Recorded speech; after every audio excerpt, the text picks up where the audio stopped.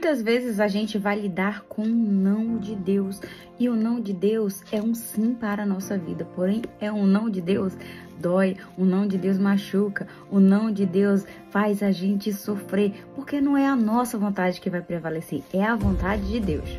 No livro de Mateus, capítulo 36, versículo 29, Jesus ali um momento antes da crucificação, sabendo o que ia acontecer, foi orar, foi suplicar ao Pai e pedir para afastar esse cálice, porque era uma dor que Jesus ali no momento não queria passar, e Jesus foi clamar e pedir socorro ao Pai, que se possível afasta essa dor dele, porque ele não queria passar por isso, mas contudo que fosse feita a vontade de Deus na vida de Jesus. Às vezes a gente precisa lidar com um não de Deus, e foi o que Jesus ouviu, foi um não de Deus. A vontade de Deus não era a mesma de Jesus, não era livrar Jesus daquele tormento da crucificação, mas Jesus veio para isso, para cumprir o seu propósito. Às vezes o não de Deus é para cumprir o propósito de Deus na nossa vida.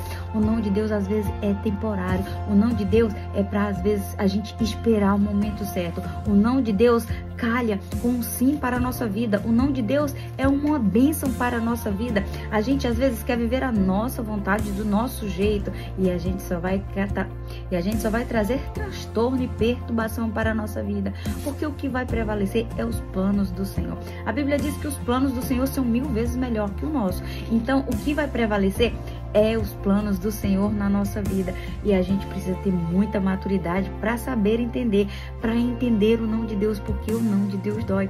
Às vezes que a gente quer uma coisa para ontem, a gente quer para aquela hora, Deus fala não ou espera, e essas duas palavras incomodam a gente, porque a gente quer tudo para ontem, a gente quer do nosso jeito, a gente quer viver da nossa maneira, mas a gente precisa entender o não de Deus.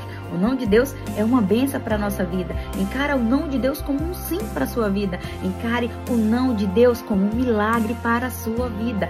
O não de Deus é doloroso. Davi também passou pelo não de Deus, quando orou, clamou e jejuou pela vida do filho que teve com Batseba. Clamou e orou para interceder pelo filho, para que Deus pudesse dar livramento devido a uma consequência de pecado. O pecado traz consequências terríveis. E Davi orou e jejuou, mas sabe o que Deus disse? Não. Então o não de Deus é doído, é sofrido. A gente precisa ter muito entendimento, muita sabedoria do alto, para a gente poder lidar com o não de Deus, ou esperar em Deus. A espera também é dolorosa, a espera não é fácil, mas a gente só consegue isso quando a gente está ligado no Pai, quando a gente está de mão dadas com o Pai, porque é Ele que nos fortalece, é Ele que nos ajuda a levantar a cada não, a cada espera, é Ele que nos conduz para a direção, para o seu propósito. Então que possamos ter sabedoria, possamos ter cautela e gratidão quando Deus falar o não. Vai doer, vai ser difícil, vai ser o que você não queria passar por aquele momento, vai ser. Às vezes a gente vai ter que lidar com o não de Deus, mas saiba que depois, mais lá na frente, você vai ver que foi para cumprir o propósito de Deus na sua vida, foi para Deus se manifestar na sua vida, foi para Deus agir na sua vida, foi para o propósito de Deus, os planos de Deus se encaixar na nossa vida. Então que a gente possa aprender a lidar com o não. Fácil não é, mas ele nos capacita para a gente poder entender e compreender e andar segundo a sua vontade. Que Deus abençoe sua vida e que você possa aprender a lidar com o não de Deus. Amém?